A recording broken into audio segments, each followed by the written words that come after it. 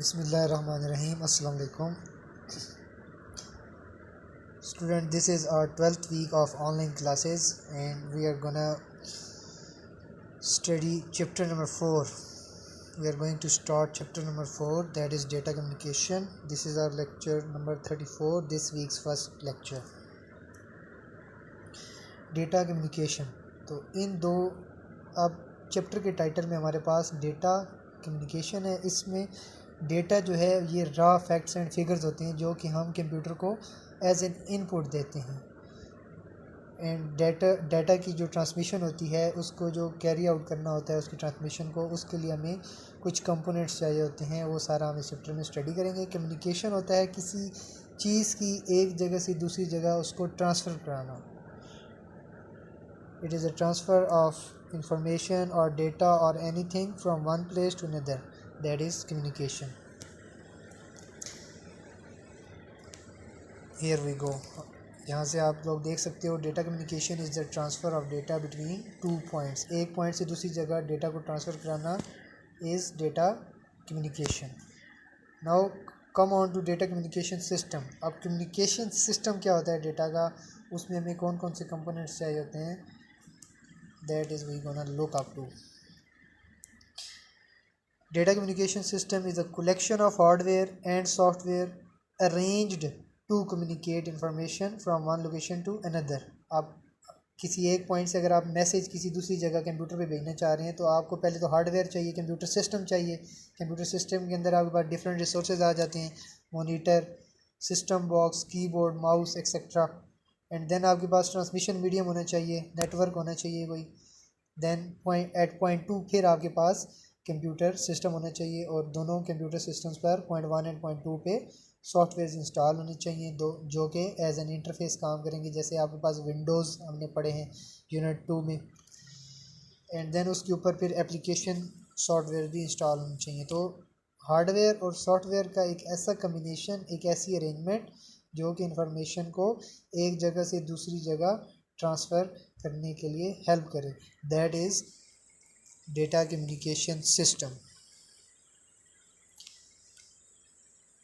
Now there are some basic terms of data communication. Data communication की कुछ terms होती हैं कि फ़लाँ लफ्ज़ का क्या मतलब होगा, तो इसको हम स्टडी करेंगे. Now question arises, data, what is data? Data is raw fact and figure. किसी भी रॉ फैक्ट या फिगर को जो कि अनप्रोसेस नहीं होगा, कोई भी बिट या पीस होगा डेटा जो कि एज एन इनपुट कंप्यूटर को यूज़ होगा, उसको हम डेटा कहेंगे.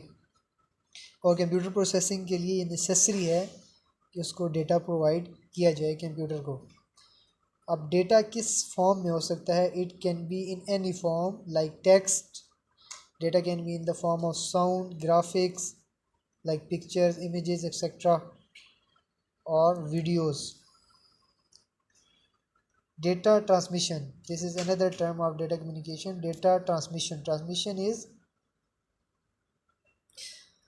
transferring of something from one place to another. तो data transmission का मतलब हुआ transferring of data from one place to another. It means sending information or data from one location to another by using computer network. Network होता है, जो computer network होता है वो एक से ज़्यादा कंप्यूटर जब आपस में कनेक्ट होते हैं फिज़िकली या फिर unphysically by means of unguided media, तो उसका एक नेटवर्क डेवलप होता है. एंड डेटा कम्युनिकेशन सिस्टम, और कम्युनिकेशन सिस्टम को हम देख चुके हैं कि कम्युनिकेशन सिस्टम के लिए हमें कंप्यूटर हार्डवेयर चाहिए होता है, सॉफ्टवेयर चाहिए होता है and different data communication channel चाहिए होता है, मीडियम. कंप्यूटर की टर्म में हम जो बिट्स एंड बाइट्स हैं उनको एक जगह से दूसरी जगह ट्रांसफ़र करते हैं by using copper wires, fibre optics जो आपकी हैं वो लाइट सिग्नल्स को कैरी आउट करते हैं, ट्रांसफ़र करते हैं. सैटेलाइट कम्युनिकेशन जो आपका अनगाइडेड होता है, यानी कि आपको इसके लिए वायर्स को कनेक्ट नहीं करना पड़ता है. आप सैटेलाइट कम्युनिकेशन के थ्रू उसको डेटा को भी ट्रांसमिट कर सकते हैं. बिट्स एंड बाइट्स मैंने आपको डिजिटल लैंग्वेज का बताया था, मशीन लैंग्वेज का, जिसमें 2 डिजिट्स होते हैं. बाइनरी लैंग्वेज होती है 0 एंड 1. तो बिट आपके पास एक बिट एक ज़ीरो को रिप्रेजेंट करती है या फिर 1 को रिप्रेजेंट करती है। And byte is the group of 8 bits, 8 bits का जब ग्रुप बनाएं तो that is equal to 1 bite.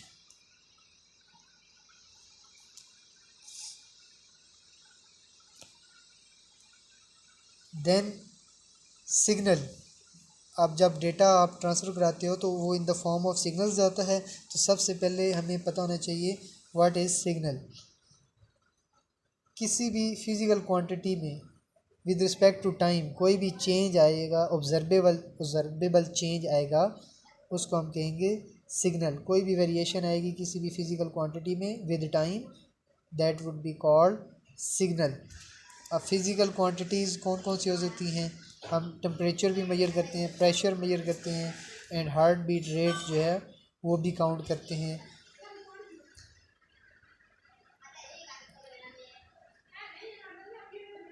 अब जो कंप्यूटर सिस्टम है इसमें हम क्या करते हैं, इसमें हमारा इलेक्ट्रिकल सिग्नल होता है because electricity is involve. And electrical signal is of 2 types. इसको हम 2 टाइप्स में डिवाइड करते हैं, analogue signal and digital signal. Basically जो इलेक्ट्रिकल सिग्नल होता है वो वोल्टेज या करंट में कोई भी चेंज आएगा उसको हम कहेंगे ये इलेक्ट्रिकल सिग्नल है। Now what is analog signal? It is always in continuous form. ये आपके पास ब्रेक नहीं होता है, continuous form में होता है और ये within a specific range उसके अंदर continuously vary करता है, up and down होता है। The second one is digital signal. Digital signal कभी भी continuous नहीं होता है, ये जंप करता है between 2 discrete voltage levels। Zero जो नीचे आपके पास लो लाइन आ रही है that is zero, and high पे आपके पास वैल्यू आ रही है 1। इनके दरमियान में कोई वैल्यू नहीं होती, या तो ज़ीरो होगी या फिर 1 वैल्यू होगी सिग्नल की। 1 जो है वो ऑन को रिप्रेजेंट करता है एंड 0 रिप्रेजेंट्स ऑफ। इसको हम आगे देखते हैं। In digital computers, low voltage level represents binary 0 and high voltage level represents binary 1। ये बात मैंने आपको एक्सप्लेन कर दी है। तो जो बेसिकली डिजिटल इन्फॉर्मेशन होती है, जो हमें कॉन्टीन्यूस फॉर्म में कोई वीडियो हमारी ओपन हो रही होती है, चल रही होती है रनिंग फॉर्म में, तो उसमें क्या होता है जो 0 एंड 1 की जो स्ट्रीम होती है वो कॉन्टीन्यूसली जो है वो ट्रांसमिट हो रही होती है। इसलिए हमें स्मूथ एक चीज़ देखने को मिलती है, कंप्यूटर का कोई भी फंक्शन स्मूथली वर्क करता हुआ नज़र आता है।